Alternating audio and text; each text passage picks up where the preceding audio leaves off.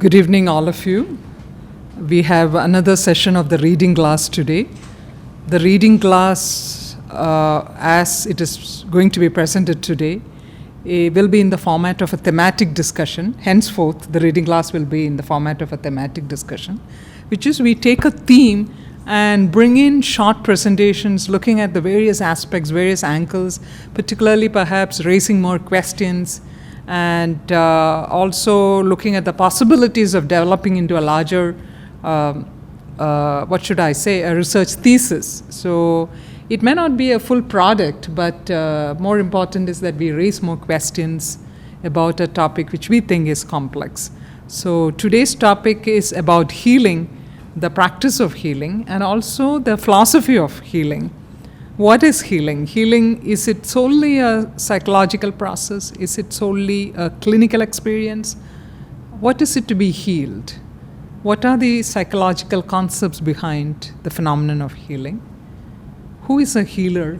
What is it to be healed? And there are several philosophical ideas also that are embedded in the process of healing. What is the process of healing? Are there institutional mechanisms that behold an experience of healing? So other than me, who would be the last person who would share the ideas, we have two speakers this evening. To my left is Meera Kumar Menon. She is a research scholar here at NIAS, and her presentation would be focusing on logotherapy, a particular approach to healing as a whole phenomenon. And to my right is Sukanya. Sukanya is a research associate. She has extensive experience working with tribal communities, and her presentation today will focus on healing and related aspects among tribal communities. So first I will request Meera Kumar Menon for her presentation. Hello everyone, I'm Meera, and today I'll be talking to you about logotherapy and its relation and implications to modern psychotherapy, and also how I feel that it could be used, or it has certain implications in traditional healing practices like that of Mantravada. So one of those questions that recurred in our discussions was, what is the role of self in healing, which I found was particularly striking. Is healing something that happens to a self, or does the self have some agency in the whole process of healing? So is it possible for the self to assert itself in the process of healing? How relevant is the self in healing? So it is in this context that I would like to contextualize the idea of logotherapy. I'll give you a short introduction to logotherapy. It is understood as the third school of psychotherapy by many. It is Viktor Frankl, who has authored a very famous book, Man's Search for Meaning, who propounded the school. So in his own words, I quote from his book, he says that logotherapy, or as it has been called by some authors, the third Viennese school of psychotherapy, focuses on the meaning of human existence as well as on man's search for such a meaning. According to logotherapy, the striving to find a meaning in one's life is the primary motivational force in a man. So here, understood as the third school of psychotherapy, Viktor Frankl says that it is important for us to understand the purpose and meaning of life, which could be used as a very powerful technique to treat patients. So starting from Freudian psychology, who looked at psychological illnesses as caused by something in the past, or instances in your childhood, and moving on from there, we have Adler and the second school of psychotherapy, where the center is in the will to power, and he uses the term striving for superiority. So it is a very goal-oriented approach, Adler's view of psychotherapy. And then we have, as the third form of psychotherapy, we have Viktor Frankl, who says that understanding the purpose and meaning of life is also important and can be used effectively to cure psychological illnesses.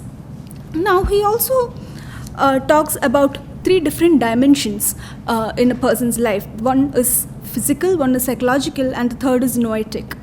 Now, what we understand as noetic is this dimension helps to look at ourselves objectively and independently on our current somatic or psychic states. So by noetic dimension, he means something of a spiritual idea which helps us to engage in activities that go beyond physical and psychological needs. So he uses the words like self-distance and self-transcendence, which basically means that you are looking at yourself from a distance in connection to something that is beyond yourself. So much about logotherapy. Now I would like to look at how logotherapy can be used in curing certain psychological illnesses are relevant and prevalent in today's age. So there is a specific paper by Norbert Rithoff and Peter Bob which discusses about burnout syndrome and logotherapy. Now burnout syndrome is understood as a disorder of well-being caused by a deficit of fulfillment. So burnout syndrome can be generally understood as something that we suffer when we are super stressed with our work and we don't understand the meaning of why we are doing what we are doing. And this in turn causes depression, and this in turn causes a feeling of lack and existential vacuum, as Viktor Frankl would put it. So logotherapy, they say, can be used very effectively to treat problems such as these. Now going back to the idea of the noetic dimension, Frankl says that self-distance and self-transcendence, looking at oneself objectively, is a very effective way of curing. Interestingly for me, it seems that for Frankl, interaction with and beyond self is considered the ultimate meaning of life. Now somewhere it strikes me that with all my fieldwork research in the Mantravada practices and places where Mantravada is practiced, it looks like they also have this specific space where they look at themselves objectively in a noetic space. So they look at themselves in relationship with the God. The agency to cure is given to the God in most faith healing practices. So there the agency of the self is sort of subdued, but at the same time you also look at yourself as from an objective third person. Could you show the pictures? Yeah, so I have like a couple of pictures. So this picture is that of a statue or of an idol. Just go back. Of an idol which is used as a representation of the person himself who is undergoing the healing. So the healer actually practices it and practices whatever he is doing, and throughout that practice he uses this idol to represent the person who is being healed. So this specific practice actually looks at the person who is healed from a third person point of view. So you are looking at yourself as an idol, which means that you can actually see yourself from a third person, and this happens in a noetic space. Moving on, it looks like in a paper written on this specific practice, a scholar argues that good words spoken by healers are also very important. So during these processes, it is seen that most of the practitioners will tell you that nothing bad will happen to you. You know, the physicians here say that Sneha, Aushadha, Paradevada and Samuham. These are the four essentials in treatment. Now Sneha is love, medicine is Aushadha is medicine, Paradevada is the family deity, and Samuham is society. These seems to be the four very influential essentials in the treatment of psychological illnesses. So it looks like Frankl also says that in understanding meaning of life and in logotherapy, there has to be four stages. One is realistic perception, one is free emotionality, then the third is a decision-making ability, and the fourth is acting or responsibility. Now self-distance to a large extent, it looks like, happens here when you look at yourself objectively from a third person's point of view. And then there is free emotionality or self-transcendence.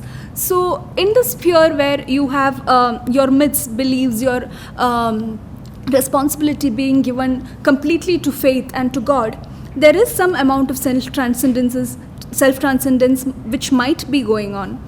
And then there is a decision-making ability. Now, whose freedom is being pledged in this whole process? Is the patient giving or willingly giving his freedom to the healer is one question that could possibly be asked in connection with logotherapy and Mantravada.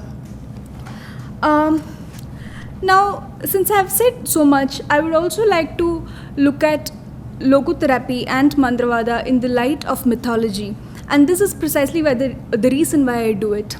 So while Viktor Frankl and people who pursue logotherapy say that the meaningful life is something that man has always been behind, somebody very interesting for me, Joseph Campbell, who writes this book, The Power of Myth, says that people say that what we are all seeking is a meaningful life. I don't think that's what we are really seeking. I think that what we are really seeking is an experience of being alive, so that our life experiences on the purely physical plane will have resonances within our own innermost being and reality, so that we actually feel the rapture of being alive. So the question is, in the process of healing, are we looking for a meaningful life? Is that influential in the process of healing? And if it is it just the meaningful life, or is it also the experience of being alive that matters to us? And with that, Campbell says that myths are clues to our deepest spiritual potential, able to lead us to delight, illumination, and even rapture. So he speaks as somebody who has been to places he's inviting us to visit. Is there something interesting going on with the Mantravada practices, with the myths that they inculcate, which has some influence in healing, which is something that I would be looking as part of my thesis, and which I would also like to think about and ponder, and I think it's an important question to ask. Thank you, Meera, for a very detailed presentation and also bringing in two different perspectives. But I think we would have a very meaningful discussion, perhaps a little later after we finish the other presentation, so we get a larger perspective about the question at hand. So let's next move to Ms. Sukanya to give her, share her thoughts on healing amongst the tribal communities. Sukanya. Good evening all. First of all, I would like to thank Sangeetha ma'am and NIAS CSP team for giving an opportunity to discuss about the tribal notions and experience of healing. First of all, I would like to discuss these topics in this discussion, that is the notion of communities towards the healing practices, causes of diseases, types of healers, transmission of knowledge, healing methods, ritual healing methods, and some field level examples. According to the 2011 census, in Kerala, there are 36 tribal communities are residing in different regions of Kerala. Each of the group have their own traditional healing practices and traditional knowledge among healing also. Then among that communities, Kanikar of Trivandrum, Kurichan of Wayanad, then Adiyan of Wayanad, then Cholanaikan of Malappuram, Kattanaikan of Malappuram, Kurumbar of Palakkad, then Irula of Palakkad, they have famous for their medicinal knowledge. As a livelihood, they are practicing different kind of medicinal knowledges. Then among the tribal communities, there is no script for their traditional language. Only dialect is there. Every traditional knowledge is transmitting orally from generation to generation. There is a close relationship exists between their culture and tradition of healing. As a part of culture, there are different type of healing practices are happen within us. Then traditional knowledge system is mainly shaped by their social, cultural and also economic aspect. Then these healing and disease have some socio-cultural roots and beliefs. Then the religious and supernatural beliefs on disease also existed among ancient Egyptians, Indians and Babylonians.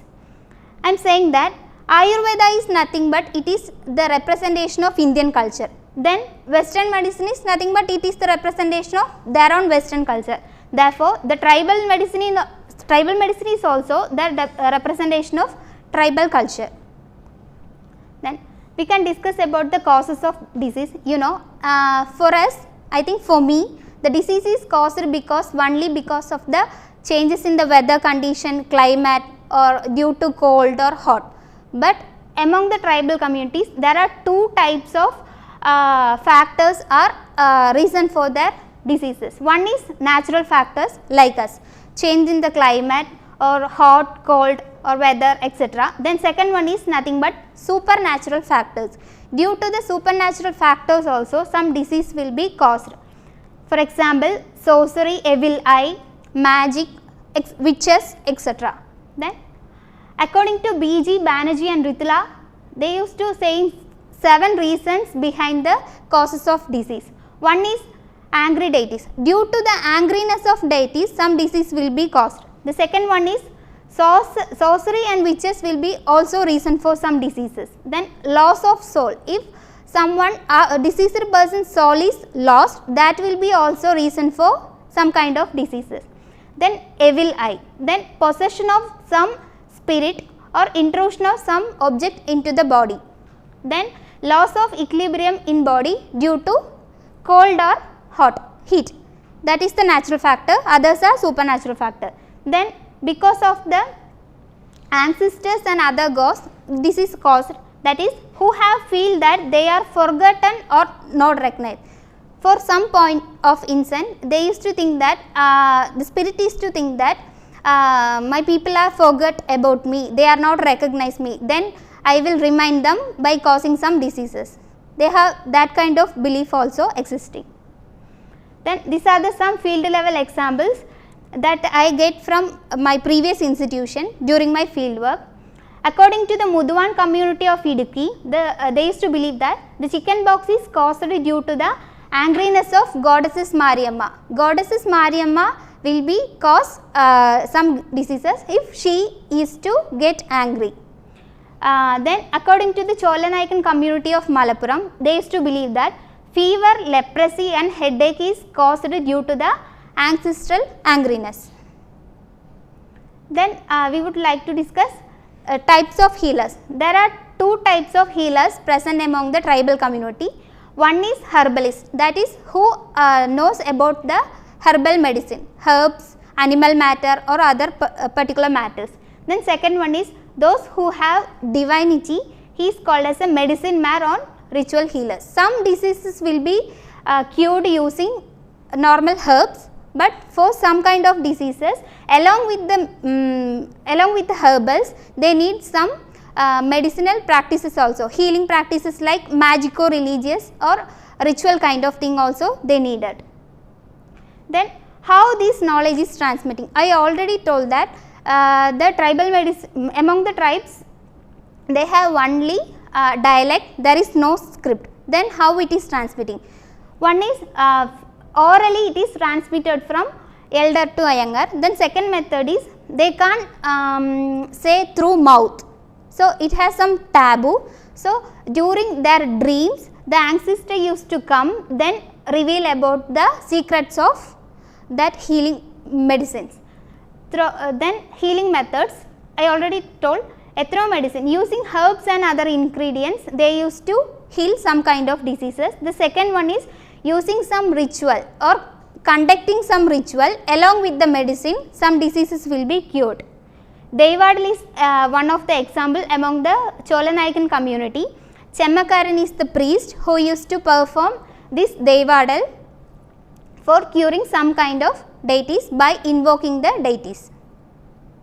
Then ritual healing method among the tribal community. These are the examples of rituals. It is conducted among tribes of Kerala. One is Gediga of Adiyan tribe.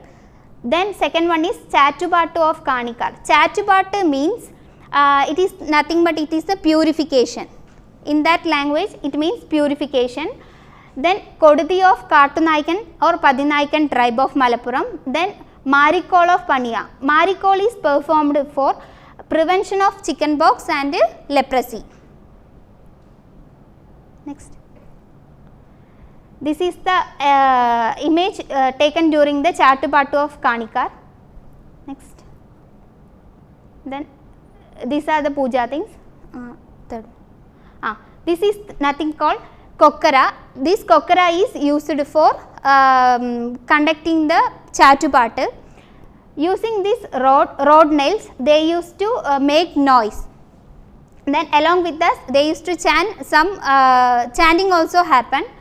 Along with this, they give some herbs also. Then I would like to thank my informants who used to give this data during my field work. Okay, thank you everyone. Brief, but it's actually a synopsis of a detailed study which she has done at her previous institution, which is Kirtards. So we thank Kirtards and her collaborators there as well, and she is continuing her work here from the initial data which she has already received. So now we open for discussion, but before we open for discussion, I want to put in a few issues in front of us so that we can think about it. And as you know, the reading class is not about answers, right? The reading class is about questions. The only difference is that we also have to have perhaps a tentative answer for the questions we ask. Otherwise, it becomes a responsibility for us to ask the question, and is a responsibility for another person to answer the question, which is a binary method. So we are trying to kind of go beyond the binary method, which is assuming the question and also perhaps suggesting a particular response to the questions which we think are important.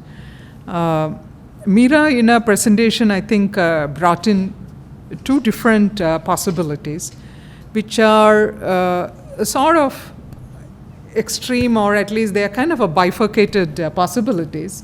And these are very philosophically embedded as well, I thought. And one is, of course, understanding healing as discovering meaning, and that as the purpose of life.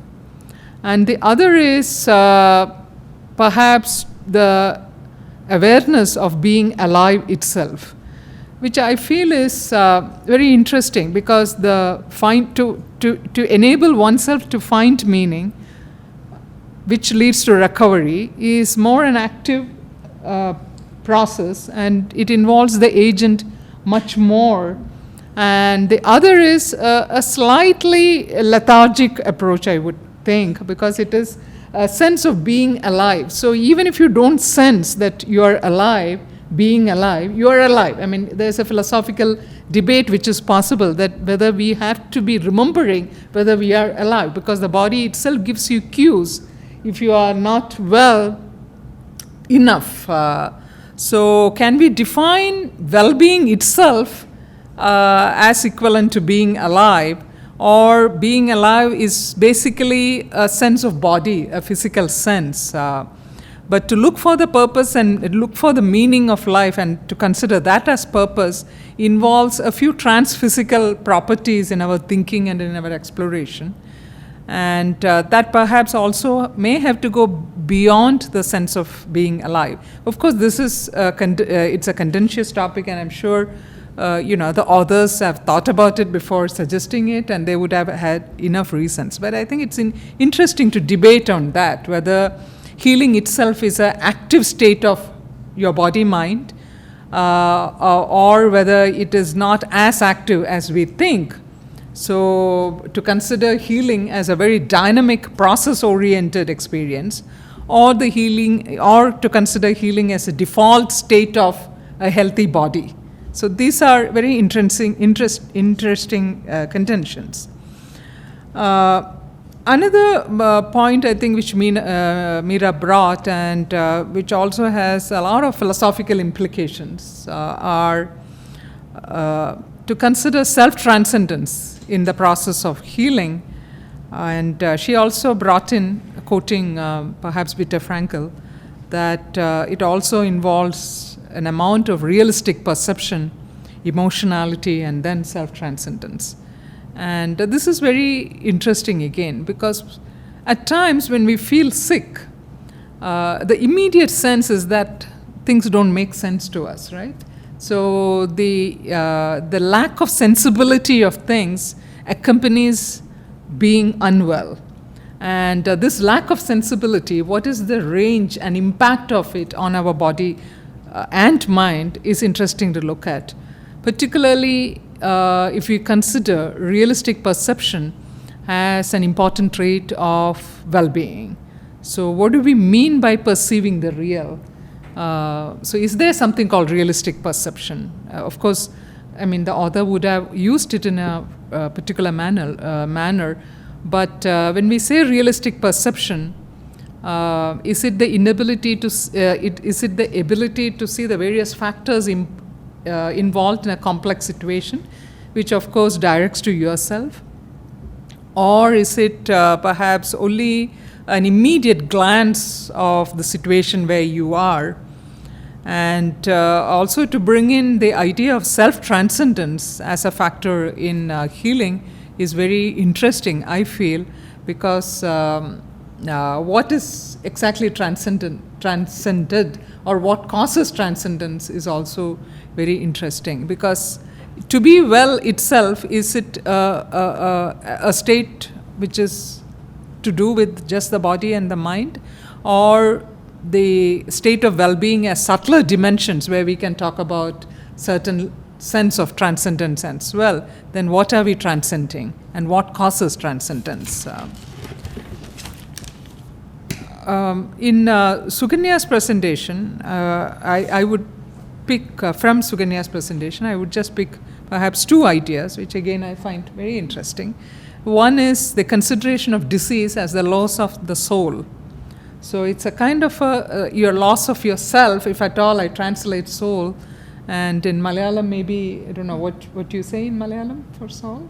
Atmava. Okay. So if it is Atmavinda Nashtam, is loss of soul, it's very interesting to look at what constitutes the Atmava, or what constitutes the soul. Because this again would necessitate to look at their consideration of self as a complex entity and not just as the bodily entity. And I also thought it's interesting to look at the process of knowledge transmission as occurring through dreams, and your elders, your ancestors transferring knowledge through dreams for their healers is again a very interesting consideration, looking at the method for the transference of knowledge, which is of a higher kind. So, because usually we consider dream as perhaps not a state which is as powerful as the waking state, right? Because you tend to focus on the waking state, particularly when we consider our ill health. So our ability to sense the surrounding, our ability to see what is in front of us. Are we able to walk properly? Are we, able to steady ourselves? So there are lots of physical motions which are considered, or physical stabilities which are considered in order to understand healing or well-being itself. So here the consideration that knowledge about healing is transferred through dreams by the ancestors to the healers is an interesting methodology. And it again, I think, brings in the importance of dreams as a valid mechanism for the tribal healing. And as a culture, we know that there has been a lot of discussion about dreams and about the waking state in Western psychology and psychiatry. But the cultural practices which involves dreams, I think would reveal a better understanding about our self in the waking state itself, because the possibilities of dreams perhaps is considered in a much or in a better manner by the tribals and the tribal communities. I think I would stop here and would perhaps request to raise questions and issues. So to remind you, our discussion started by asking, what is healing? Is healing a philosophical possibility, or is it a psychological paradigm, or is it a physical state? Because when we talk about ourselves, we don't talk just as a body or just as a mind or just as something beyond the body and mind. We consider ourselves as a whole entity. That's why we address ourselves as me, I, and as a person. So the healing occurs to the person and not necessarily only to his or her body, but often in our language and in our day-to-day colloquial transference, we talk about our body being not well and our body getting well. This, I think, again is a very interesting notion, because in tribal communities, the entity which gets unwell and the entity which gets well is that which is connected to a larger environment and not just the immediate physical body. And I find this as very interesting, that what is the repository of ill health and what motivates healing. So these are some of the questions. It's a very complex topic, because usually healing is not to be just restricted to disease and cure. The idea of healing itself is borrowed from the local health tradition, traditional practices of healing of tribal communities and communities perhaps who may not be in the mainstream culture.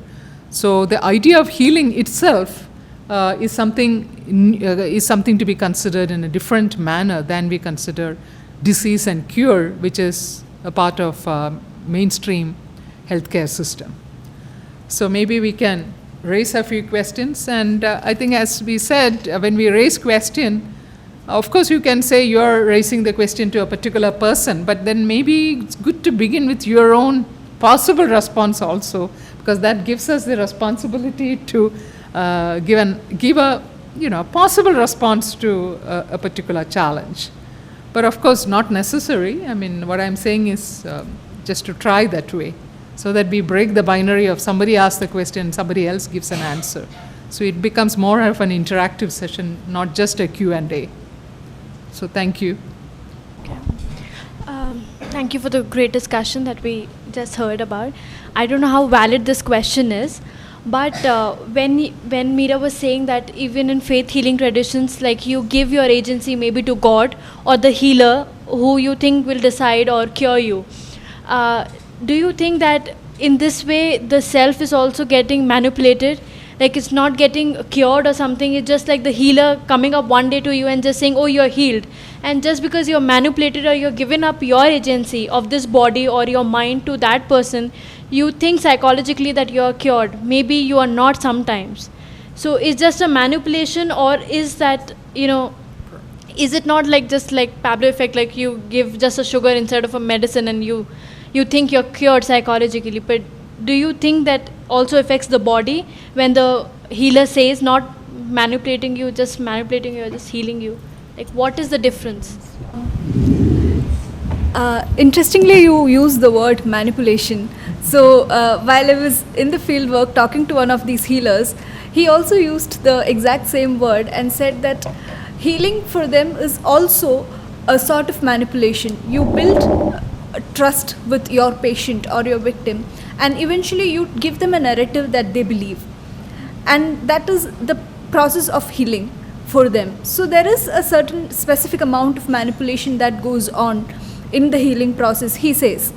So on the other hand, beyond the placebo effect, they also say that it is important that we also give medicines, like of the Ayurvedic kind or of some other kind. But sometimes faith itself is also enough to heal, they say. So now when you ask the question whether it is merely a psychological process of healing, whether you just think that you are healed and therefore you get healed, I think that also opens up a larger question of what it means to be healed, whether it is all in the head or whether it is really a, if it is a psychological issue, then is it in the head? Can you heal them by just telling them that they are healed or by making them believe that they are healed? If their disease itself is a process of something that is, a feeling of not getting contextualized in the society or something of that kind, or whether it is very real in the sense that it is physical. So I think that depends on case to case and on how healers practice their methods of healing. So it's a very subjective sort of an understanding which might be necessary at that point. I wanted to bring in the idea which Sukanya also brought in the context of your question, that disease happens when you forget your ancestors, or when you have not propitiated certain gods. So let's think about it for a second. Basically it means that your connectedness with your environment is not good enough. And when your connectedness, your sensibility, your sensitivity about and with your environment is not good enough, then you have disease. So basically disease is not just for your body, and because it affects much more than that. It affects a system. And the system here is a community, it's a family, it's an environment. So usually our idea is that disease happens to a body or to a mind, in a singular fashion.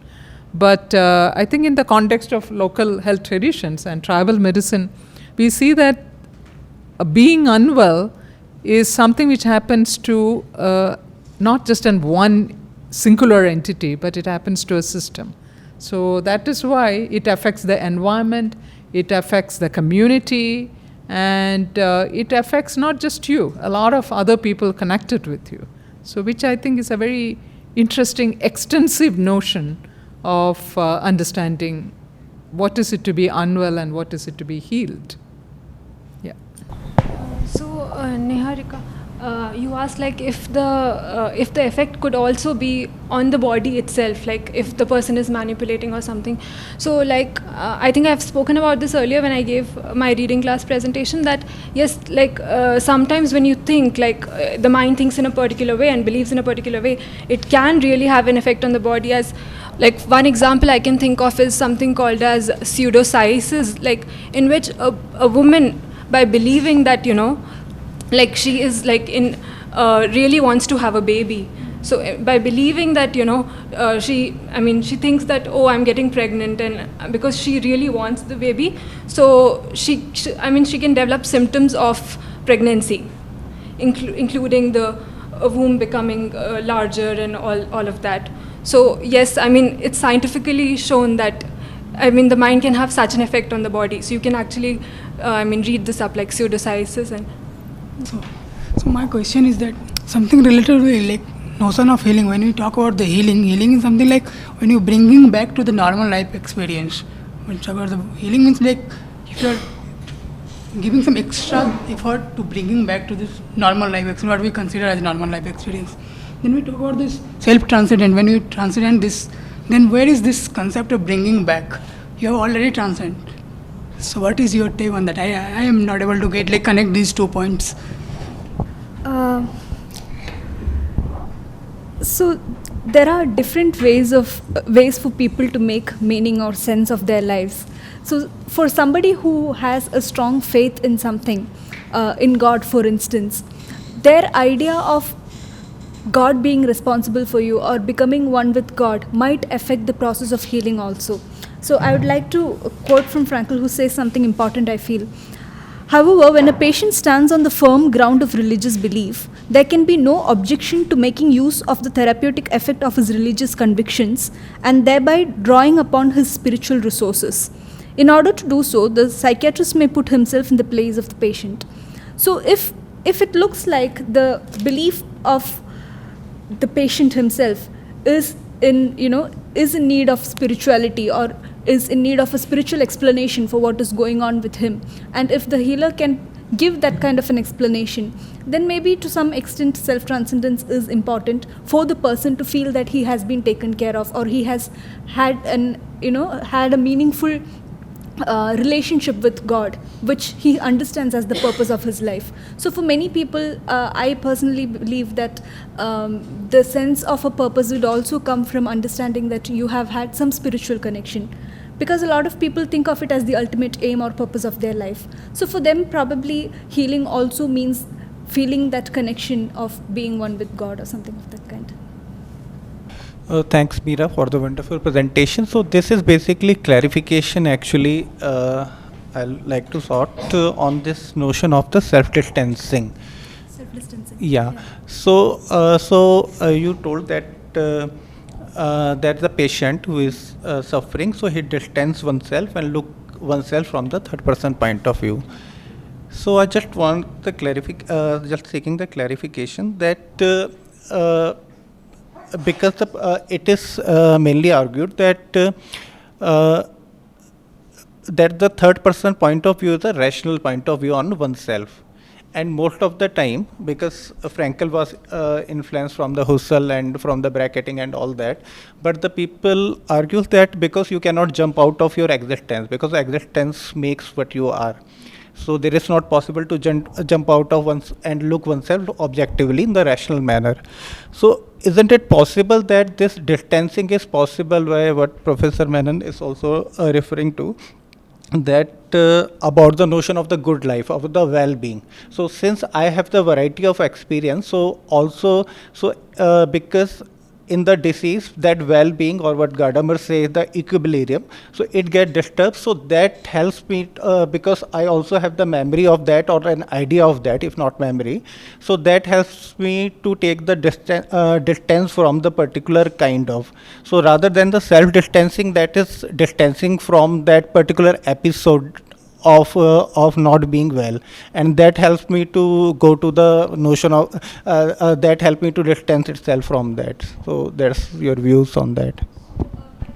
If something is happening to you, you need to see yourself as a third person, because if I were to be inside my disease, I would not be able to objectively understand that something is happening to me. So if only I were to see clearly that, oh, this is me and this is happening to me, that I realize that I am ill. To a certain extent, right?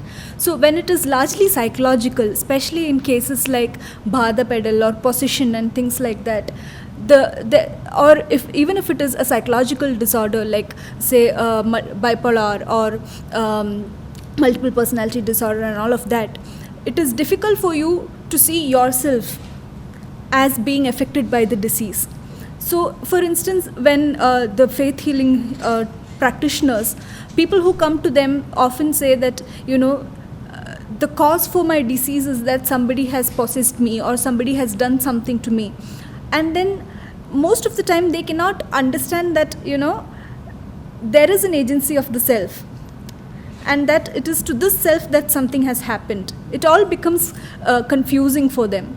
So to show them that, see, this is you, like the idol that they were using, to distance yourself and look at yourself from a different person's point of view, and to see that, oh, this is me and this has happened to me, and maybe if they do something it will go away, sort of gives you a clarity, which I think that whole idea of self-distancing is about. So we generally talk of illnesses broadly as either physical illnesses or ailments, and psychological illness and ailments. I was interested if tribals or other cultures and communities also look at ailments this way.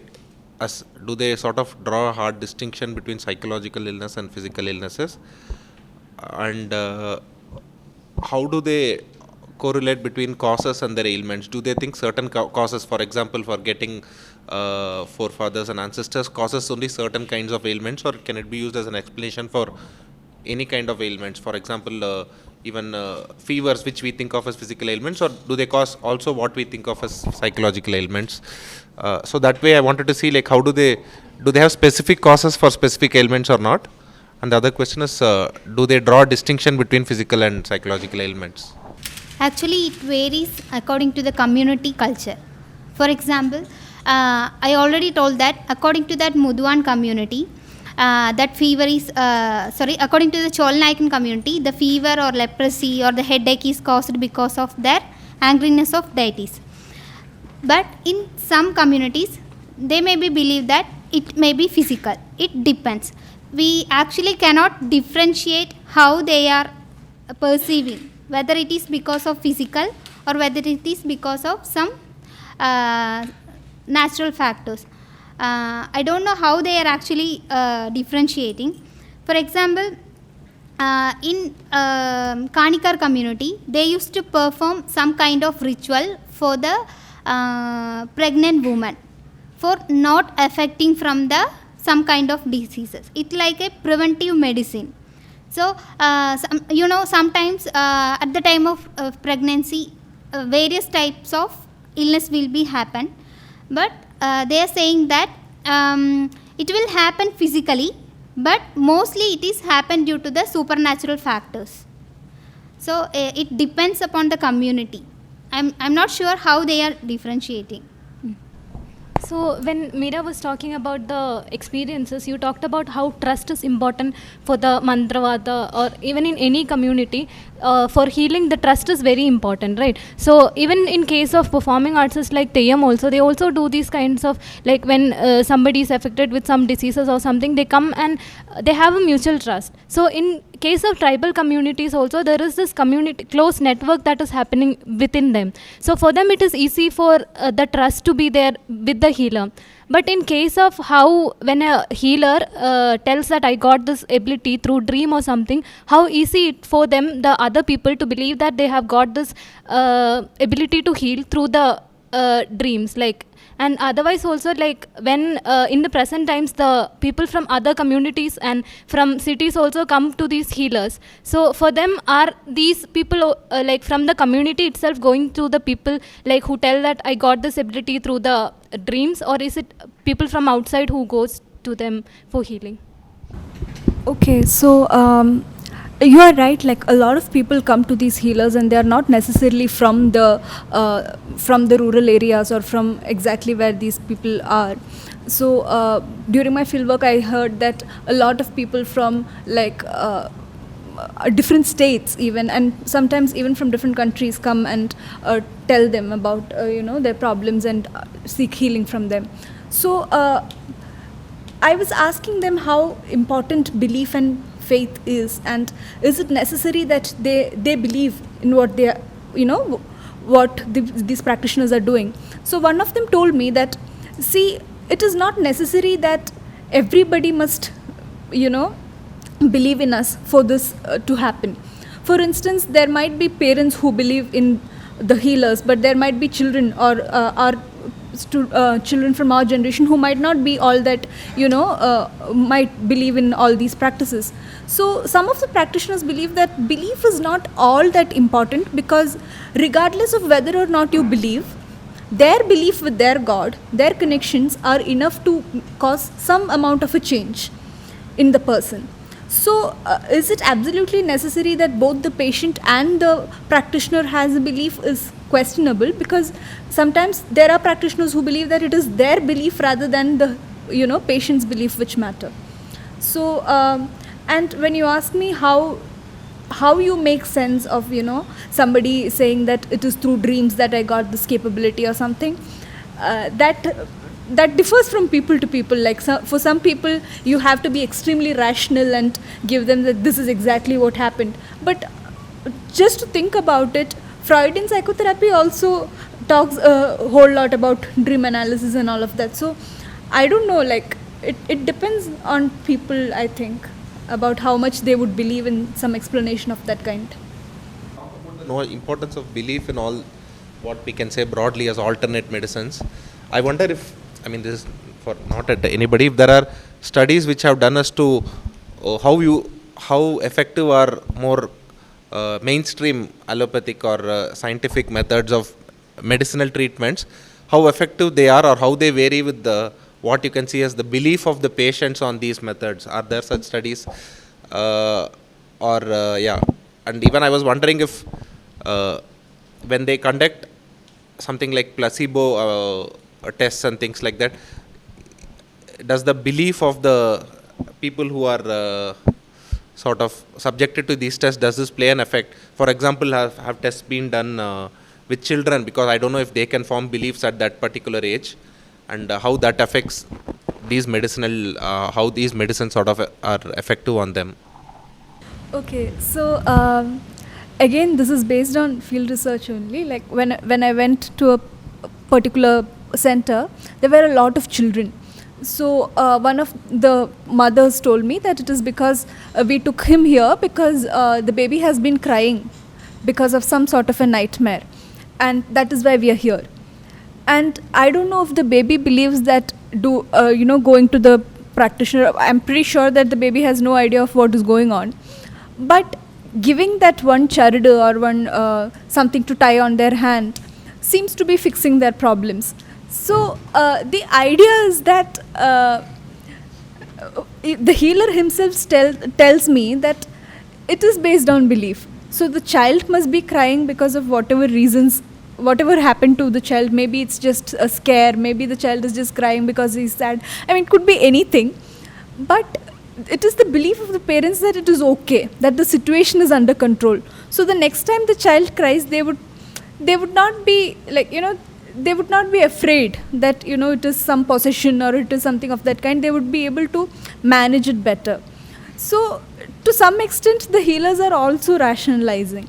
And about the importance of belief, see, these places also act as cultural centers. These centers also act as places where people come together. So like I mentioned, Samuham also plays a role. Society also plays a role, at least in terms of indigenous healing.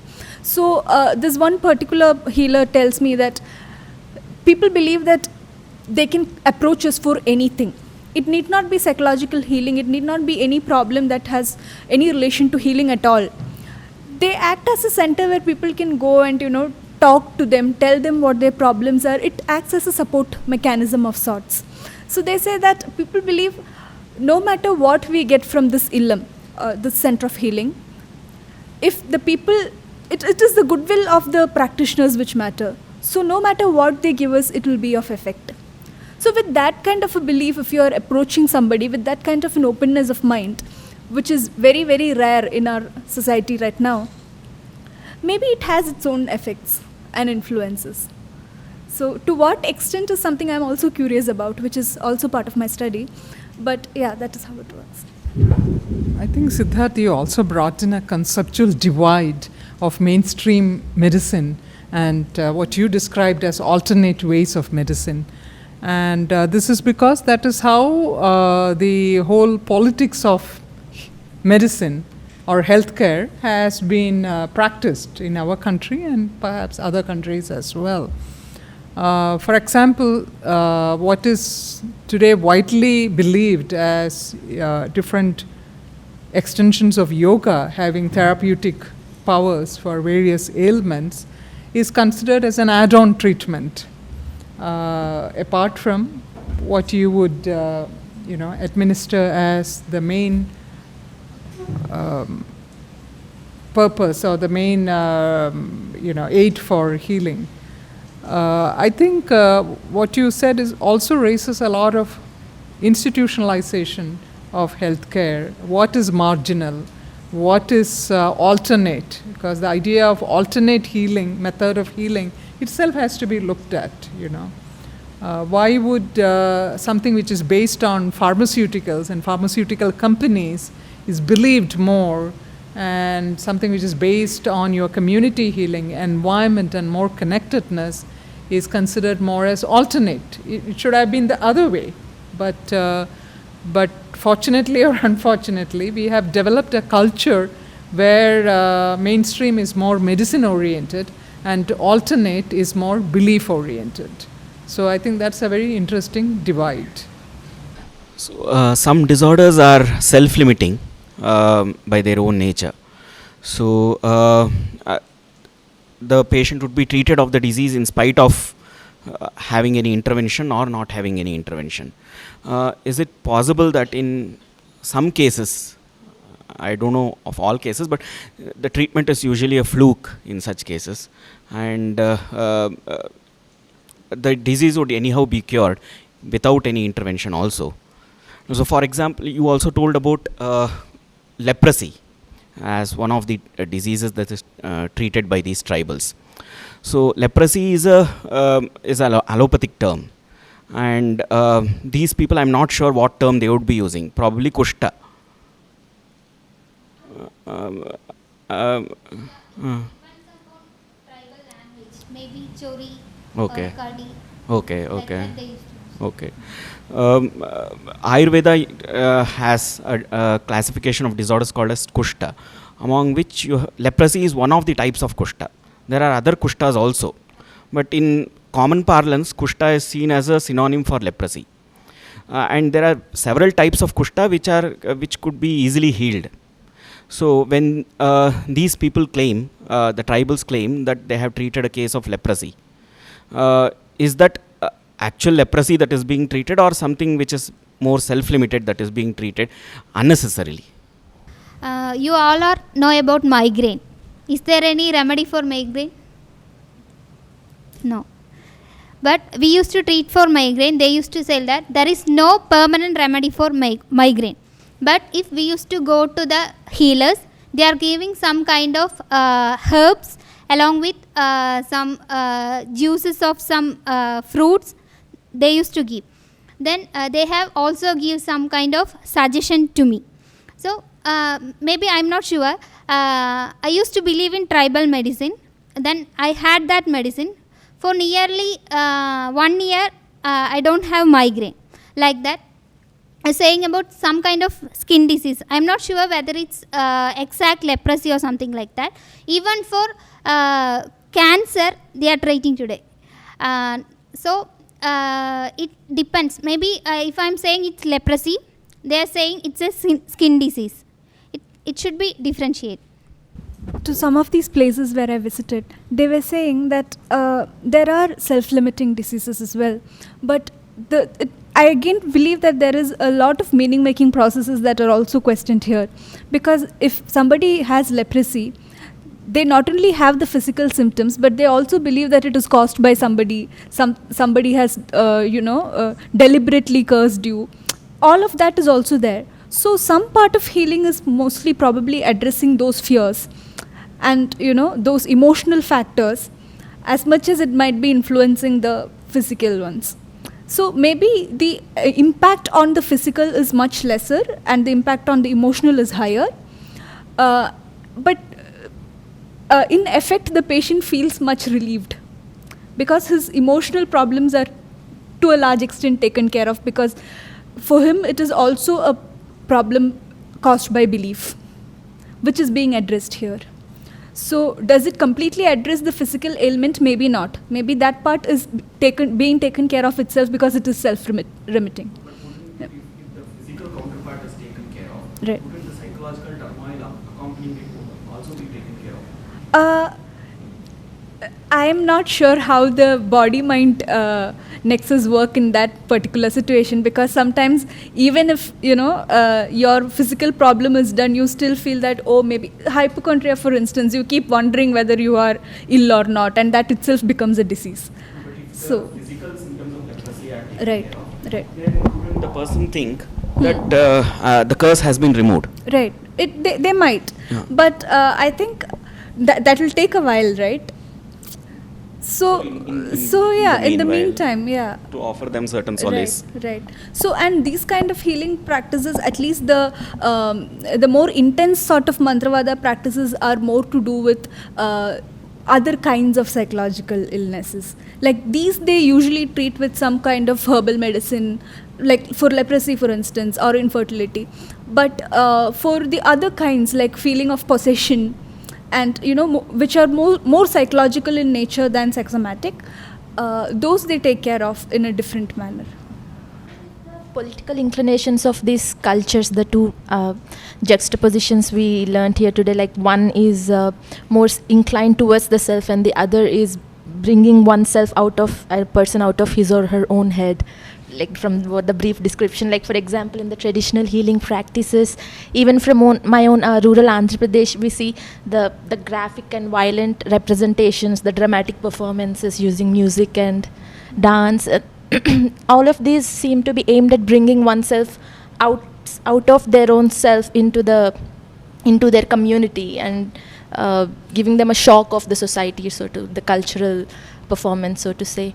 And then you have, on the other hand, the logotherapy, which is more grounded in oneself, finding accountability in one's own situations and realities, to achieve transcendence. So I wonder, maybe it's also our political inclinations that reflect our cultural healing practices, for example, where the Western political inclination is more towards individual-centered, whereas tribal communities are more community-centered again.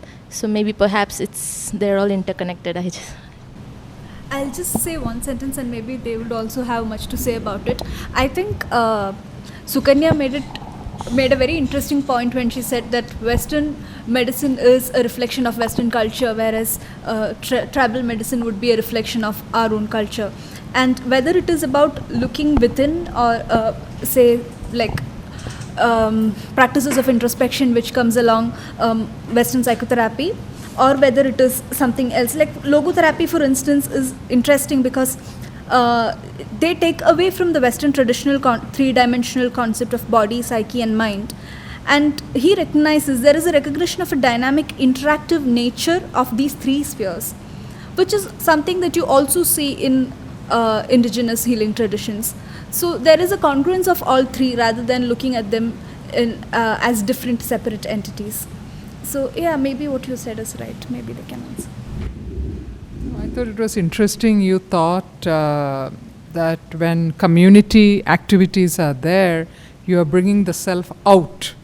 So she used a particular description for that.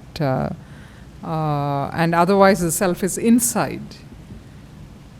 Well, we may have to examine that, where the self is inside or outside, and what facilitates that inward movement and outward movement. It's possible that without an activity which is community-centered, also you may be more externalized, your self may be externalized. So the nature of self as that which is externalized or internalized not necessarily be determined by the activities which perhaps have more external representations to it, such as you said, using music, dance, big noise and so on.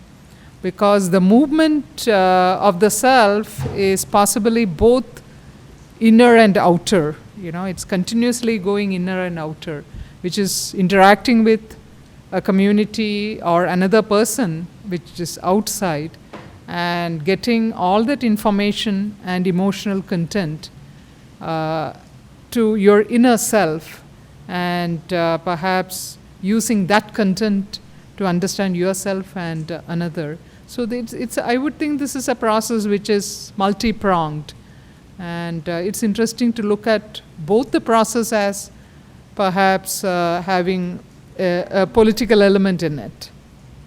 Yes. Yes, that's right, yeah. Just again clarification from Meera that as you told about this agency, that the people getting possessed.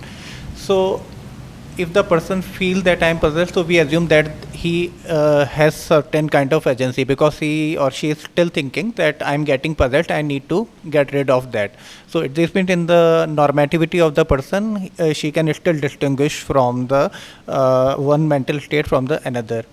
And what about those states you can if the person totally feel in the totally get possessed, and she start to think that I am say some other person, misidentification, so this means there is no agency there. Then the people come out and help, like what happens there? Is there the these kind of the cases you come across? There is that case of misidentification also. But what some other interesting case study I heard is that there were two people who came to meet a practitioner, I think a father and a son.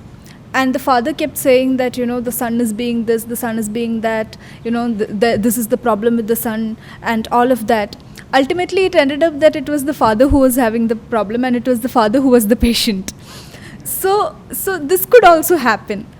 So I think psychologists and even these healers who are experienced through many years of practice can distinguish between these through their experience, like, who is the actual patient and all that. And when it comes to the idea of the self, whether they can distinguish between the two, I think I'm nobody to say about these things, because that is completely about psychology and healing, which is not something that I know clearly of.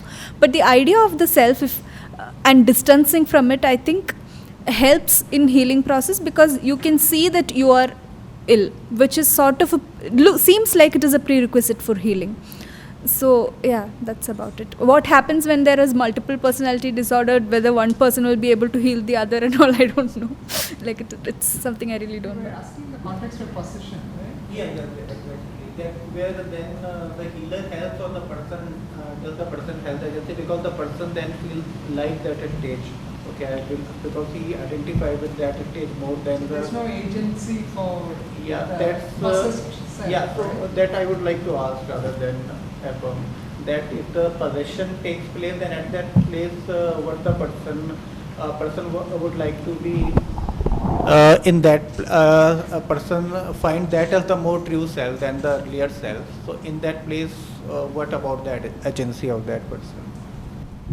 I think since this is a question which has to be involving a lots of images and imageries, the answers also can only be equally imaginative than be any definite. But I think Dr. Saurabh's question is, a possessed self, can he have agency, he or she have agency, because already the self is a borrowed one, right? It's a transferred one, which I think is a philosophically very important question. And also I think it brings in much more complexity in understanding agency. So even if we consider someone as possessed and having the self of another entity, the body at that point is being used is of the possessed person, right? So perhaps what we understand as agency has also to do something with the somatic disposition of yours, and not entirely the mind, because the body or the instrumentality which is being used is of the original person. So, but I think this question needs much more discussion, and it also brings in the importance of body in the context of understanding possession, which is usually you say your mind is possessed of someone else's mind, right? Or your self is possessed of someone else's self, because an alien entity is inhabiting your body. And then in that case, who is being the agent? So it's a very interesting question, but I think we need to spend much more time to understand the intricacies of it. A couple of thoughts. Okay, I just want to know, the role of happiness in healing. In healing, so this is my thought only. I can tell from my experience who is to be healed and who is if a person is not happy, then I think for such person, do you say healing is required or not? Just want to know. Is it? I'm just wondering. An unhappy person, whether he whether needs he really healing. requires healing or not. You mean an unhappy person is a sick person, so therefore Okay. he need to be healed. Similarly, That's what you're asking. Yeah, right? yeah. See, I don't. Whether a unhappy person, it depends on how unhappy the person is. So if he is depressed, then maybe he might need help. And who needs healing? What exactly is a psychological illness? Are all philosophical questions where at what point would you need intervention? I think the Western idea is that if a person is being dysfunctional, or whatever problem he has is making him dysfunctional to function in a society properly, that is when he or she needs medical intervention. So apart from that, does an unhappy person require medication or treatment? I think it depends on the degree of unhappiness also, to a large extent, whether it is something that you can manage on your own, or whether it is something that you need help from outside and all that. And just something that I skipped while I was presenting earlier is that Tarabout, who has studied about all these indigenous healing traditions, says that by providing the patient serenity through his reintegration in his milieu, preserving all his previous beliefs, this is what indigenous curing does, to give that patient serenity through his reintegration in his milieu, contextualizing him in his society, and also by preserving all his beliefs. So you're not questioning their belief and telling them, rationalizing with them, but instead you're curing them in their own context, which is also important, I think. Well, I think Hari's question whether unhappiness, because that's what you said, but I'll put it in quote because the range can be much small or much long. Such a person, does he need cure? Such a person need to be healed? Well, again, it depends upon how we define unhappiness. The best example is in the Gita, the first and second chapter, which talks about Arjuna's unhappiness with a lot of lurid details. And so the quick answer would be yes, healing has to be administered if the person becomes dysfunctional in his or her day-to-day activities.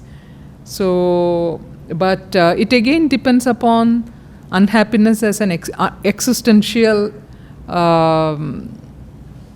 need or an existential state where you don't see meaning for a lot of things which you do, which can be philosophically considered as a mark of enlightenment itself, which is a disillusionment of the usual default things.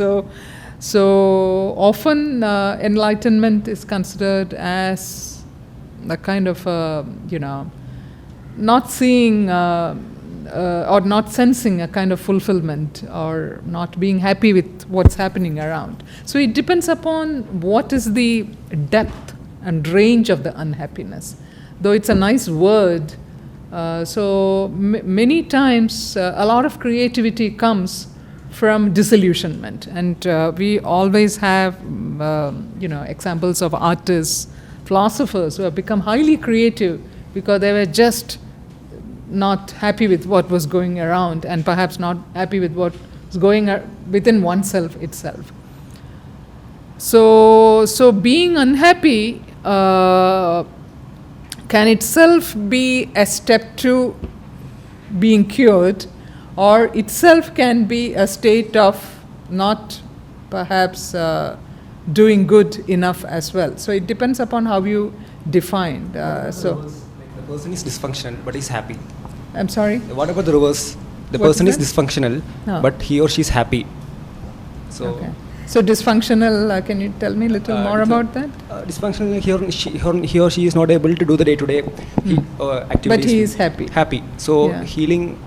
So basically, what you're trying to say is healing is not necessarily based on happiness or unhappiness. Based on as I said, happiness is it's a nice word, but I think it's a composite. What perhaps Viktor Frankl said and others said about meaning and purpose in life. So happiness is basically the ability to see meaning in what we do. And not only just what we do in a very magnanimous manner, but even in little small things which we do. It is that ability to see the meaning or create meaning for every action. So that is happiness. A person who is devoid of happiness is unable to create meaning and see meaning for his or her day-to-day actions.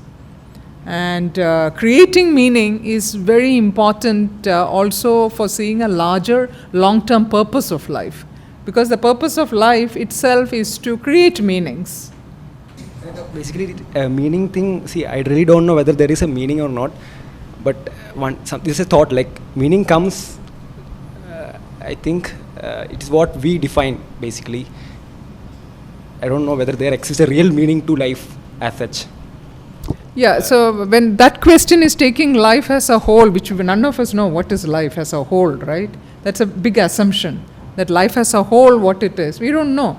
First of all, because we have not lived our life fully in order to understand what is that whole and where are the limits of the whole. So unless you have lived your life fully, we don't know what is life as a whole. So the only thing which we can know about life is life as it is now and today.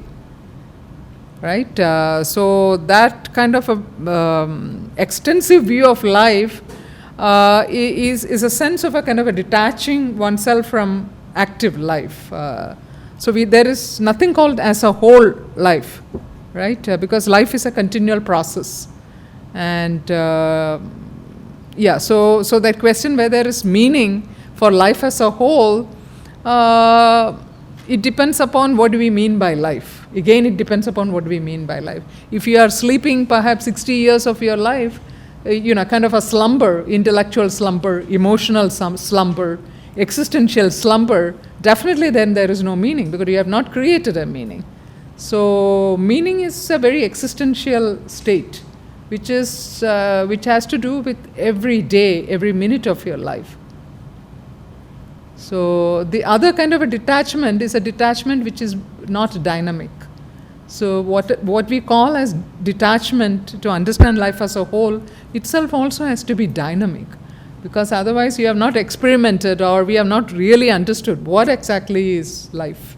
We only have a theoretical notion about life, but not an actual notion about life. I think Dr. Saurav wants to say something. Just adding on to what Professor Menon said, that actually the dysfunction or being unhappy, actually one of the interesting, I don't know whether it will capture your question, that one of the philosopher Gilbert Ryle, in the concept of mind, he says that when we say I am dysfunction and I am happy, so he said that the idea of the happiness, we are thinking like, he gives the argument, a ghost in the machine. That ghost in the machine, like a person, someone is sitting inside, and which is a mental state, which is a happiness is something which is a mental state sitting inside, and function is something external in the world.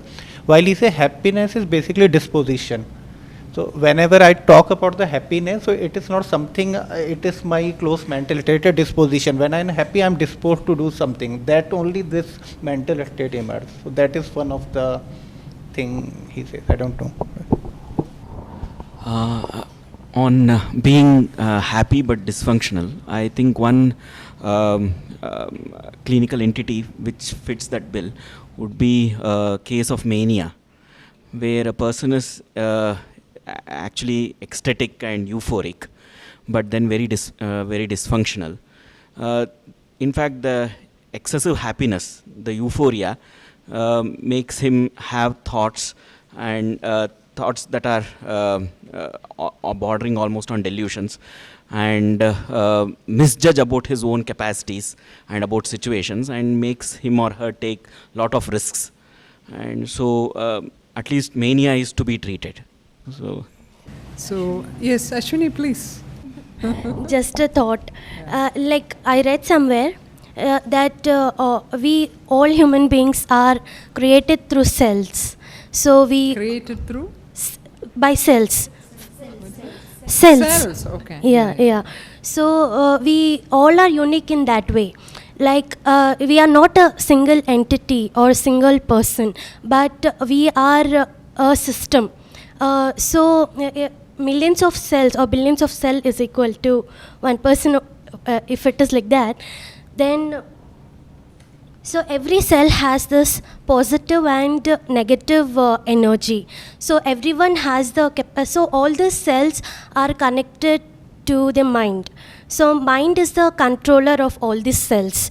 So if the mind commands to destroy the cells get destroyed. So so if we believe, so here the belief is coming. So when we believe, that means when the mind commands to heal the person gets healed. If the mind commands, and we all are interconnected. For example, if a group of people are there together and one person is an enemy. So if he enters into that group, the person who is the other enemy gets automatically,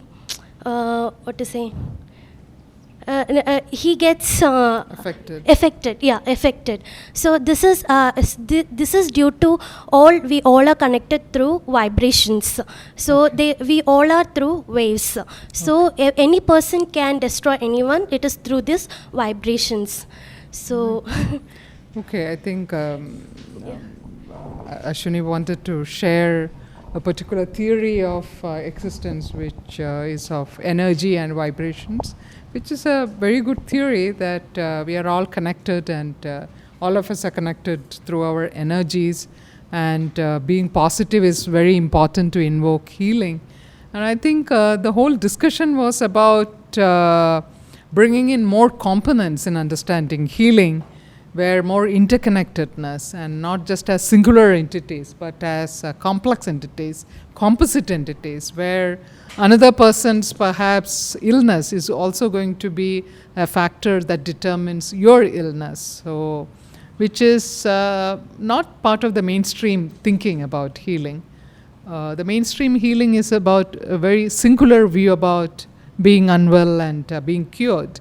But in local health traditions and in tribal medicine, and perhaps also in certain philosophical thinking about healing, such as Viktor Frankl and others, to be healthy is to be connected with as much as possible what is around you, and disconnect from what is around you causes disease. And I think in today's world, where our global existence is more a challenge, I think the importance of interconnectedness in being healthy is very important. Thank you very much.